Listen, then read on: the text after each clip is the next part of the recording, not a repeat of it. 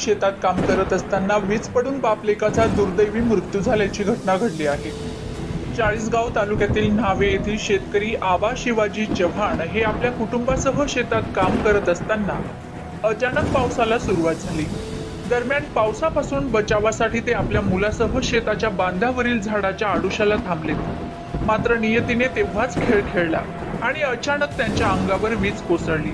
यात आबा चव्हाण यांच्यासह त्यांचा अल्पवयीन मुलगा विकी आबा चव्हाण याचा जागीच मृत्यू झाल्याची अतिशय दुर्दैवी घटना घडली आहे।